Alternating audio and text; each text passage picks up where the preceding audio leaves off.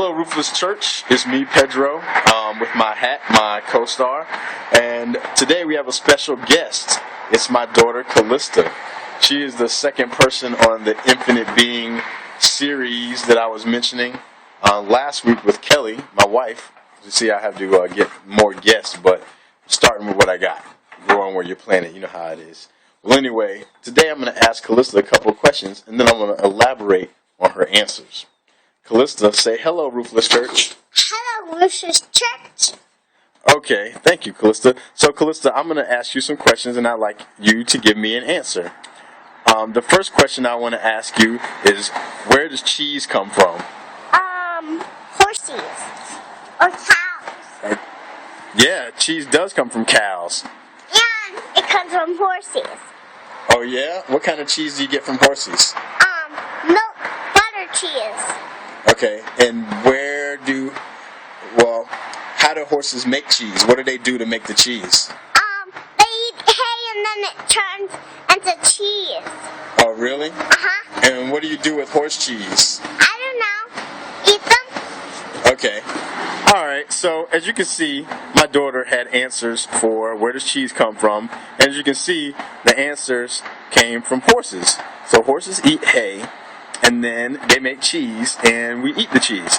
So, those are some good answers. Well, what I'd like to point out from that particular interview is the fact that she didn't say, I don't know. She straight up gave an answer. It so happened to be horses. And it's pretty cool that she got the hay part and the cheese. Yeah, of course you eat it. And I love my kids, so I'm not going to, she's intelligent. However, she made those answers up. And thank you. So I wanted to point that out. As humans, we tend to make up answers instead of saying we don't know. When somebody asks us a question, we just want to know the answer. And we don't like saying that we don't know a lot. And so what happens is we come up with answers, and then we look out into the world for something to corroborate those answers. And when it doesn't corroborate those answers, we get angry half the time, and we get frustrated. But if we can live in the mystery, live in the questions, and sometimes accept that we don't have the answers, I think we might find that life is a lot less difficult than it has to be. And I'm not just preaching to other people, I'm also talking to myself. But I just wanted to put that out there. So if you ever find yourself in a situation where you just don't know the answer, just say it. You don't know. Most of us don't know.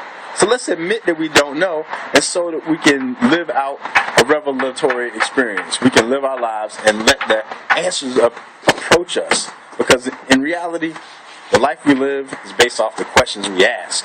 And if we don't ask any questions and we have all the answers, kind of sounds like we might get stuck. So, Callista, do you have anything else you'd like to say to the Roofless Church while you're licking the chalk on your hands? Anything you want to say? You want to say bye, Roofless Church? Bye, Roofless Church. I love you. And I want to say one more thing. I love Roofless Church.